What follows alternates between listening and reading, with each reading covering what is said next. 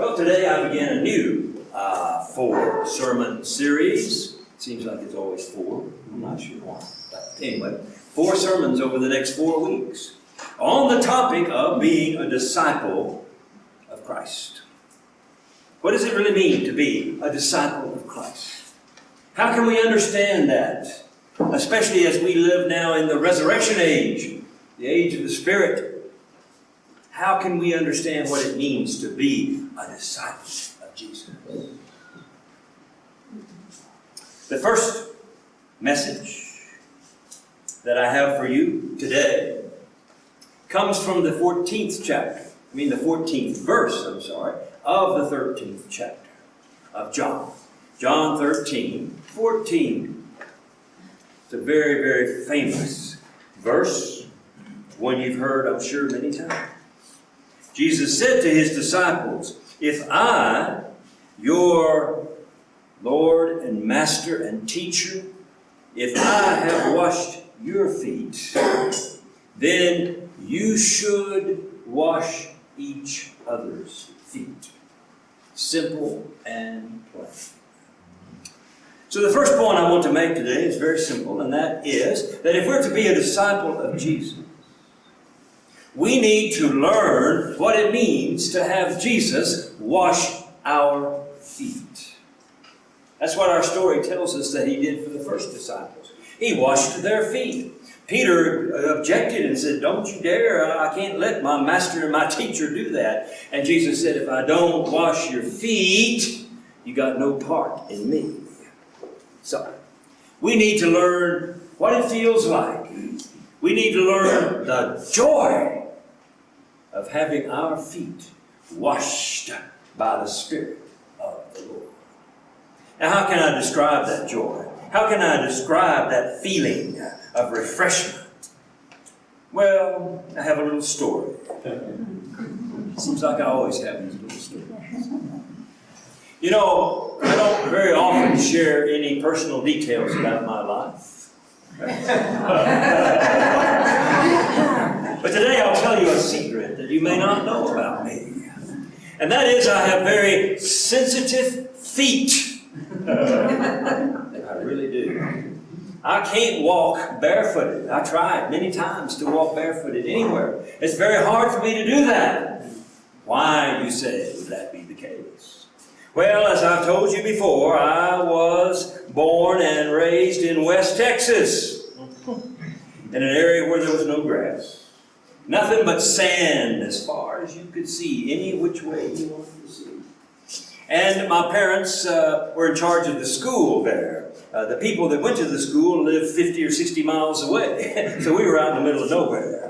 And the people would bring their children to school and go back to their farms and ranches. But anyway, we had a little house there. I can still see it. A little 2-bedroom house. They were just school teachers, and it wasn't a very luxurious place. And it was hot in West Texas all the time, it seemed like, except when it was freezing cold. And so, at an early age, I learned how to sleep with my boots on. Cowboy boots. From as little as I can remember up until we left that place, I always slept with my cowboy boots on. As did my father and my mother as well. We opened up the windows because it was so hot you had to have the breeze come in. And with the breeze came sand. You'd get up in the morning and there'd be 2 inches of sand on the floor. Yeah. And sometimes you'd get up in the morning and look at the foot of your bed and there'd be a nice little rattlesnake crawled up there for you. That didn't happen too much. But one time it did. My father came in and killed it before I got out of bed. For sure. So, 6 years I grew up with my boots on, comfortable little feet inside my little boots with my little socks, you know. And when I got up into the world around Dallas, where we moved next, people were walking around in sandals and walking around barefooted, and I was like, my goodness, I could not ever do that, because my feet couldn't stand it.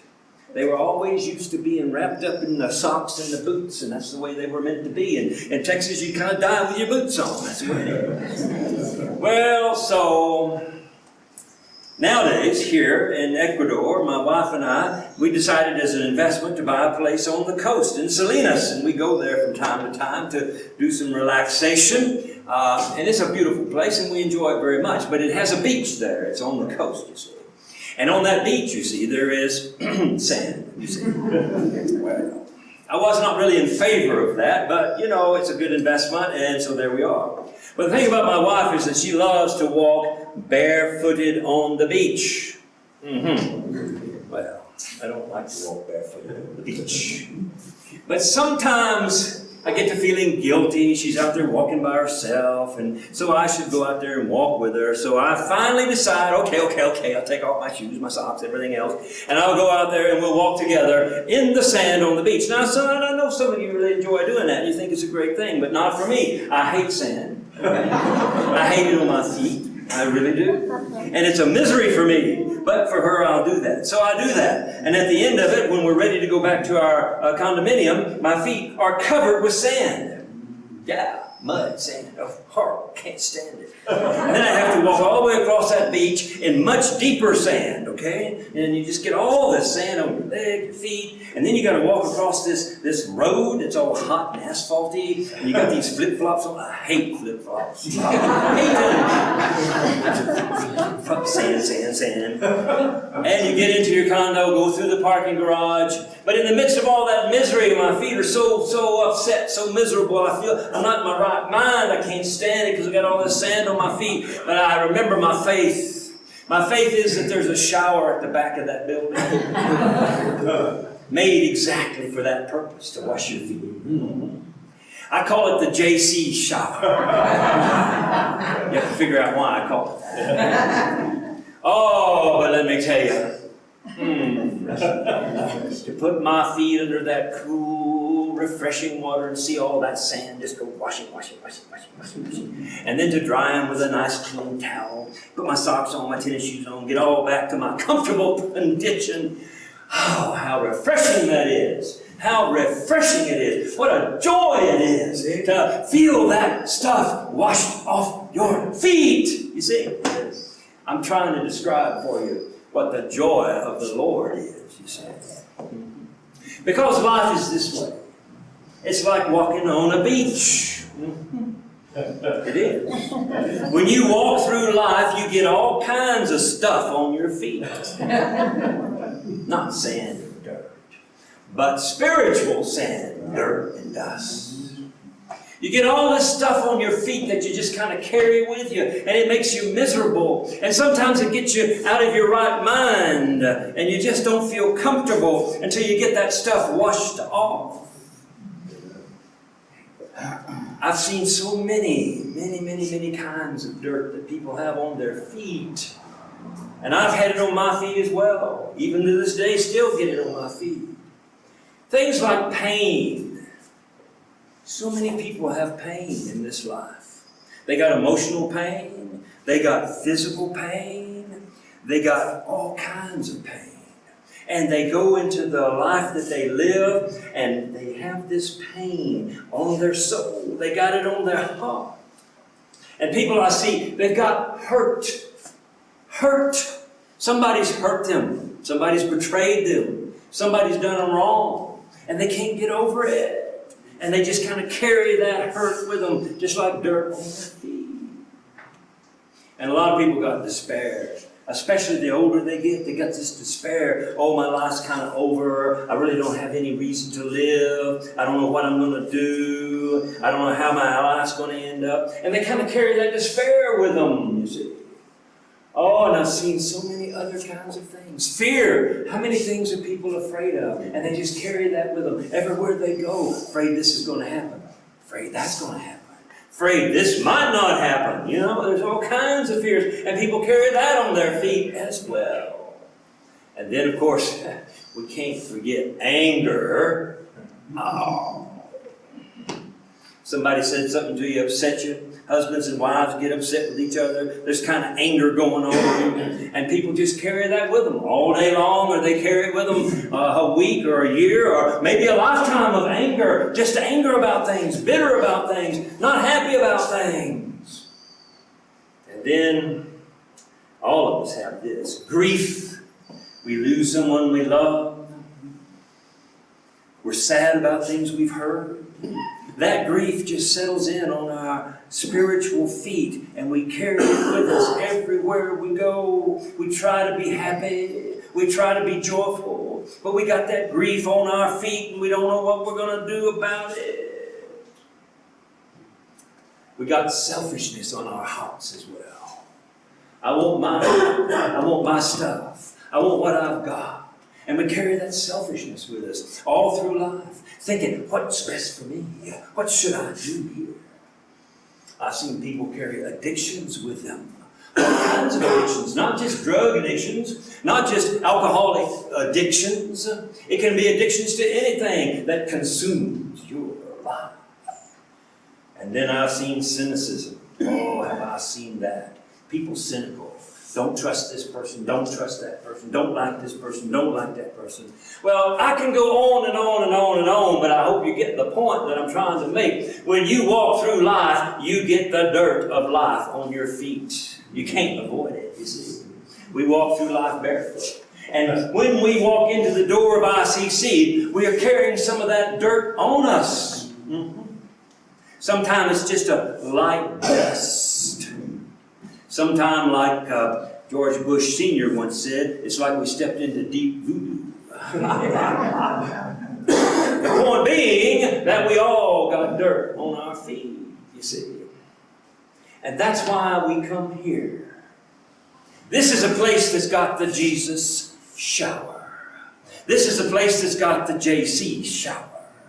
This is a place where you can come and get that dirt washed off your feet so you can leave through those doors feeling refreshed, feeling new, feeling like you can go out here into this world and endure another 7 days of the dirt and the sand you got to walk through. So, how wonderful it is to have a place like ICC, to have a place where you can come and have the Spirit of God wash your spirit, wash your feet. You can have the Spirit of Christ come and wash your feet. How does that happen? Here we offer several things that help to wash away all of those things I just mentioned and many, many others that you might have. Wash them away from your hearts. First of all, here we offer music. Music with all kinds of words that you need to pay attention to, like that anthem that was sung a minute ago, like the hymns that we have sung. All those words are important for you to hear. Go into your head. The inspiration of that music go into your heart. And you begin to feel all that stuff start to be washed away through the music and the words. And then we have these prayers. These prayers are written in your program. And those are prayers that are designed specifically to open up your mind and your heart to how God can heal you and cleanse you of the dirt that you have on your feet and the way it makes you feel miserable. So through the music, the words, the prayers, and then the message that I present, all of this is designed for one reason, and that's to give you a shower.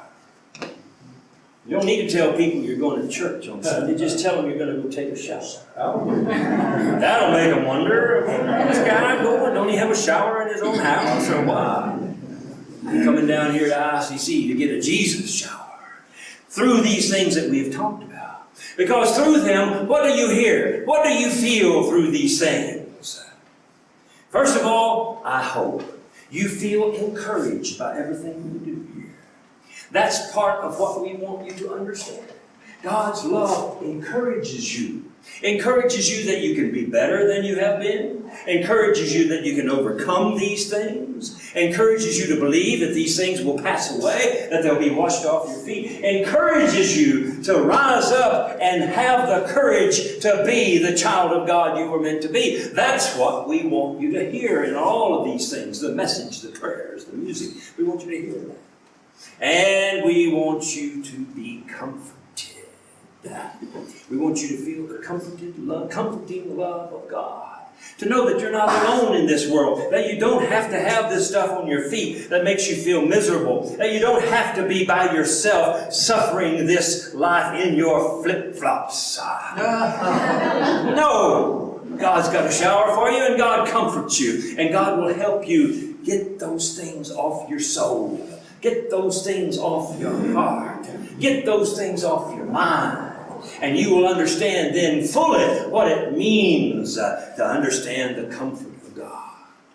Yes, indeed, we want to encourage you, and we want you to understand the comfort of God. And then, most of all, we want you to understand the acceptance of God. Many times in our lives, we feel like maybe we're unacceptable. Or sometimes we think we've done things that nobody would ever allow us to do, and we're horrible people for that reason. Sometimes we just think that we're not very good folks. But God loves every one of us, and God believes that every one of us can be of service to His love. And so it is, we accept everyone just as they are. You know? We don't ask you to get all cleaned up and fancy to come here. No. This is the place where God will accept you and bring you into a fellowship that accepts you. And if that doesn't get dirt off your feet, I don't know what will. It will do it. It will work, you see. And so in all of that then, all of that stuff, you can begin to understand what the joy of having your feet washed is. People have said it to me many, many times. All of you, from time to time, have said something like this. After I come to ICC and I leave, I just feel good. I just feel refreshed. That's what we want to happen. We want you to feel good that God is encouraging you, that God comforts you, and that God accepts you. And that's what we want to happen here. This is where you can come and experience having your feet washed by Jesus. So that's what you as a disciple have the privilege to do. And that's my first point today. That you have the privilege to come here and enjoy having your feet washed of whatever it is that you bring in here with you, so that you can rise up and go back out into that world renewed and refreshed. And if you don't feel that, if you don't know that, then you don't know what being a disciple of Christ is about. Because the Scripture says Jesus washed their feet, you see, and encouraged them then to do something else. And that's my second point today. Jesus is not the only foot washer we got. If I read the Scriptures correctly, he said, if I, your master and teacher, have washed your feet, then you ought to wash one another's feet. You see? So, not only is this a community where you can come and have your feet washed by the Spirit that is prevalent and lives in all that we say and do here, but this is a place where you can come to learn what it's like to be a foot washer for God. That's what you're supposed to be if you're a disciple, a foot washer for God. But what does that look like? What does it mean to be a foot washer for God? I think it's important that we kind of dig into that subject so that we can have in our mind what the goal is. Have in our mind what is the vision of who we are to be. Because God believes we can be foot washers. Huh? You ever thought about that? Jesus wouldn't ask us to wash each other's feet if He did not believe that we could do that. So, we can do it. Sometimes we just don't know how to do it or what it really means to do it. So today, I want to share with you another story from my ministry many years ago. And I want to share with you a story of a woman that was in one of my churches. And I could pick many, many, many different people, but she just stands out in my mind. And there's a reason why she does that. As an example of what a foot washer for God would look like. I called her Little Ruth.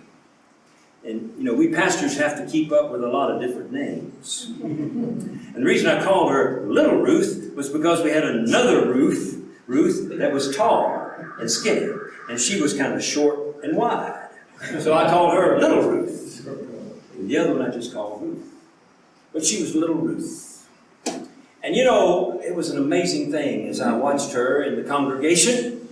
She had this kindness about her. She had this love about her. She had this peace about her. There wasn't a person she met that didn't feel much better after she walked off. There wasn't a person that didn't believe that she cared for them. She just had this strength of love and this strength of joy and this strength of peace, and she would just hug everybody she met, and it was a wonderful, wonderful thing. And as a pastor, I was overshadowed. I was like, wow, this is great. And so I asked little Ruth, I said, I didn't call her little Ruth, I said, Ruth, how can you be that way always? What is it that's up? What is this thing that you believe in, and how does it get you in this state of mind? I mean, I understand you're a Christian, and we're all Christians. We need to love other people. I understand that. But there's something about you that goes beyond that. Tell me, what is your understandings? Well, the first thing she said to me, and I'd never heard anybody say this before, she said, I'm a foot washer for God. I said, wow, that sounds interesting. Tell me more about what it means to be a foot washer for God. Now, I went to seminary, 4 years of graduate school, studying philosophy, theology, and everything else you could study. Went on into the doctoral programs. And I never heard anybody say they were a foot washer for God. What is that? It's not in my theology books. Well, she explained it to me. She said, I believe that God put us here on this earth to relieve the sufferings of others. Amen. I said, yeah, well, that's a great belief, and I believe it. That's wonderful. She said, that's what it means to me to be a foot washer for God. I'm here to help wash off all those negative things that keep people from being who God wants them to be. I'm here to wash those things off the best I can. That's what I do. She said, then let me tell you how I do it. And I was all ears because none of that had ever been taught to me. And she said, well, the first thing you need if you're going to be a foot washer for God is you need a bowl. You need a bowl big enough to fit anybody's old feet. She says, because some people got big suffering and some people got little suffering. But you need a bowl big enough to fit everybody's feet. Now what she meant by that is she went on to explain it. Well, she said you need to have a heart big enough to accept anyone that comes your way. If you don't have a big heart, you can't be of use to very many people. And did she have a big heart? What an amazingly big heart she had. And I saw it time and time again in our congregation. She was always welcoming the unwelcome. What a great thing she did. Now this was back in the 1960s, early 70s. This was in a small church in rural Texas. And one Sunday, we had an African-American couple come to visit us, which was wonderful to me. But in those times and in those places, it was strange to these people that were there. But you know who greeted them at the door? Little Ruth. She went up and welcomed them, and she said, come on in, we've got a seat for you right over here. And then she sat with them. I saw that time and time again. But I'm sure they came in with kind of fear and trepidation. How are they going to be accepted? What are people going to think? Let me tell you, that all got washed away when she showed them that love. See? Mm-hmm. Same thing happened a little bit later on. We had a big election in that little town for school board. Now, usually that's not a big election anywhere. But in a small town in Texas, school board elections are big deals. And Ruth was a school teacher and was actually the president of the little teachers union they had set up for that independent school district. And in our congregation was the president of the school board, and he was very much against this idea of giving the teachers a raise. He didn't think they needed a raise. Of course, little Ruth thought they did need a raise. That was her job, and she was looking for a raise. But this man went out and convinced all the people he could in the community to vote against the proposition to raise the teacher's salary. And they defeated little Ruth and her group's request for more money. Well, the next Sunday came after that election. And I was curious. I wondered, how's little Ruth going to treat the the president of the school board. He walked in the door, and you know who was the first one to hug him? Little Ruth. He defeated her whole cause. He took away from her the dream of a little extra money. But she had it in her heart to accept him into her bowl. You see what I'm saying? You got to have a bowl big enough to accept the people you like and the people you don't like. The people you don't know are good people or bad people. You got to have a bowl big enough to accept everybody, because that's what God does. Is He accepts everybody and loves everybody and brings them all into His fellowship. So the first thing she made clear to us, to me, was that you needed to have a big heart, a bowl big enough to accept everyone. And that's what it means to be a disciple of Jesus, to have a heart big enough to accept everyone that comes into your life. And then, she says, now you got to have a pitcher of water. And she says you got to have enough water in that pitcher to just keep pouring it on that foot, pouring it on those feet. Just keep pouring it on and pouring it on and pouring it on until all the dirt is gone. And what she meant by that, of course, was that you have to have the infinite love of God in your big heart, you see. You can't just do it with your love. That faucet will go dry pretty quick. But if you've got the love of God in your heart, if you've got the infinite love of God in your heart, then you have the ability to just pour it on those people, on their miseries, pour it on their doubts, pour it on their fears, pour it on their hurts, pour it on their griefs, by your attitude and your actions toward them. And you just keep pouring it on them and pouring it on them until at last, their feet are clean. And she told me that she had learned in her life that the love of God never runs out. She said it's like you can look at the bottom of the pitcher all day long, but the water just keeps coming. Just keeps coming and coming. Now, I saw her exhibit that in countless ways. But there was one way that touched my heart, and it stayed with me ever since. Ruth was a school teacher. She didn't have much money. She saved up what she could. Her husband had died early. She was by herself. And it was a dream of hers to have a little house, a little place to live. And so she found one on the outskirts of the town that was for sale by the neighbor. And she had enough money to buy it. And so she went out there to buy the little house. And she talked with the neighbor, who was a woman, who had also lost her husband. And she asked the woman a few questions. But now this was outside the city. So the only way you had water was by the well. There was a well on each property, and that's how you got water. And so she asked this woman, is the well okay? And this woman says, I think it is. I'm sure it is. Nobody's ever told me it's not. So little Ruth trusted this woman. She went ahead and bought the house, got the deed, moved in, started to try to drink the water, and it was brackish, horrible water. Yeah, the well had gone bad. It was full of poison and stuff. Now, if that happened to you or me, probably, we would have gone over and dumped some poison in her well. Or we would have sued her in the court of law. But you know what little Ruth did? She baked this woman a cake. Went over to see the woman and gave her the cake and told her, you know, I discovered that well, it's got poison in it and it's kind of rough on me. And of course the woman was like, oh, well, I didn't know. I never had any idea about that. And she says, of course you didn't, honey. I understand that.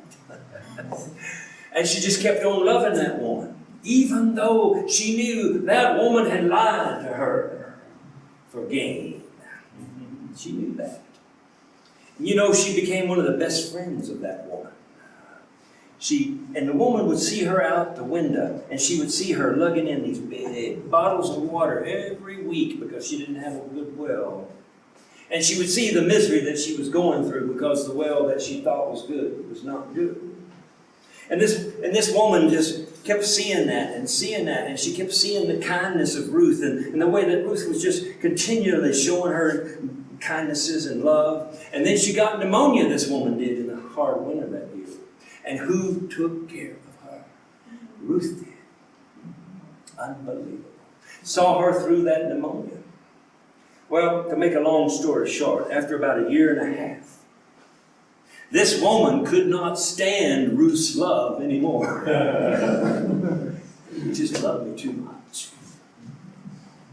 And so she had Ruth over and she started crying to Ruth and just saying she felt so sorry. She said, Ruth, I lied to you. I have to admit, I lied to you. I knew that well was bad, but I needed the money so much that I just didn't tell you it was bad. I feel so sorry. I feel so guilty. I don't know what I can do. And Ruth says, well, don't you worry about it. God's going to take care of me. The question is, are you going to let God take care of you? And she invited the woman to come to our church. And the woman came. And she listened to the music. And she listened to the prayers. And she listened to the messages. And I don't think it was but about 3 or 4 weeks before the woman came to me and said, I want to be baptized. Now, I thought it was because of my sermons. Wrong. It was because the love that little Ruth showed her. It changed her life. And Ruth had just kept pouring that love on, and pouring that love on, and pouring that love on, until the dirt was gone. And she became one of the most faithful and wonderful members of our congregation. It was great. It was an amazing thing. And then finally, little Ruth said to us, you need to have that towel. She said that towel is so important. Because these people get clean. They need somebody to give them peace. They need somebody to dry off that dirty water. They need somebody to touch and hug their feet, so to speak, to give them peace that they're going to be okay. And I saw her do that too. There was another woman in our congregation that had the most bitter attitude of anybody I have ever seen in all my ministry. If you went to her and said, oh, it's a nice day, she would say, and how come you think that? Sorry. Nobody wanted to sit with this woman at our fellowship lunches. Nobody wanted to talk to this woman. Nobody wanted to have anything to do with this woman. But guess who did? Little Ruth. And she befriended that woman.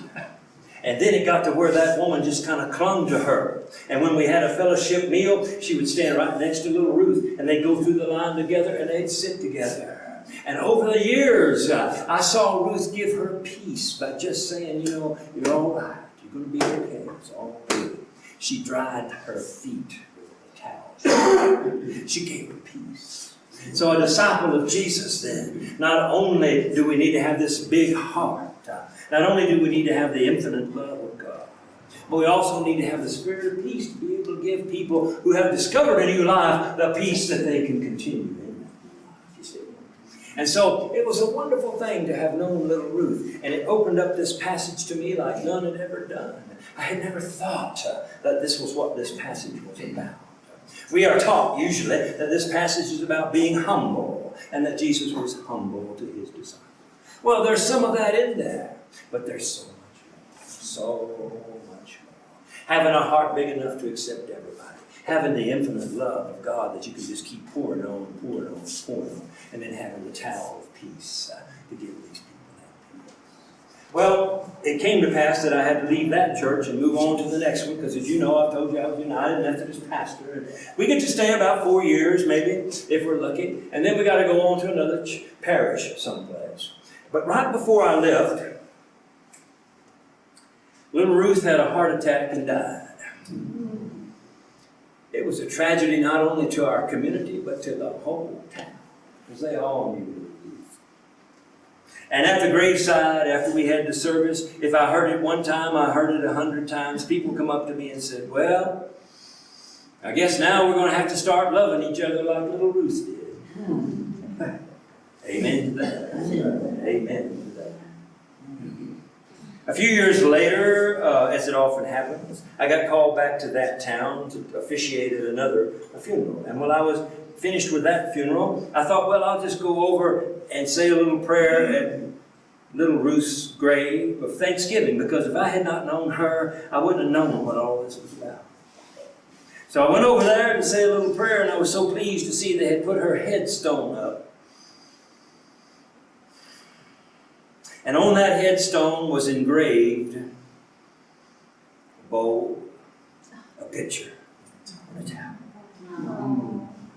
And below it was the inscription, "May we always wash one another's feet."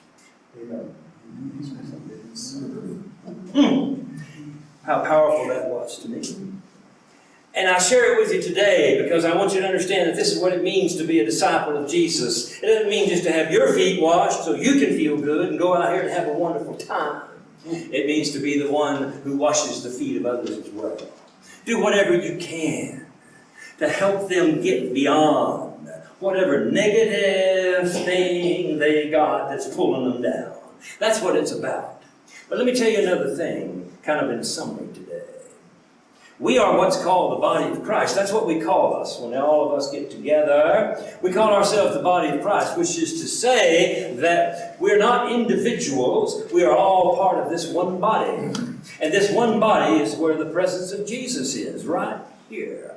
This is the body of Christ. And we all work a little here, a little there, a little over here, and a little over there. And our role is to learn how to wash each other's feet and to wash the feet of anyone who walks through that door over there. To do whatever we can, be it a little thing or a big thing, to make that person feel encouraged, to make that person feel comfortable, and to make that person feel accepted, you see. That's our job. I was looking at the internet the other day, as I often do, working on things, and they have these ads that just pop up all the time. I hate those things, but nonetheless, they pop up all the time. And I saw one that just kept flash. And it was an advertisement for a fish spa. I had no idea what was a fish spa. I thought to myself, I've never heard of a fish spa. So, being curious, I clicked the ad to find out, what is a fish spa?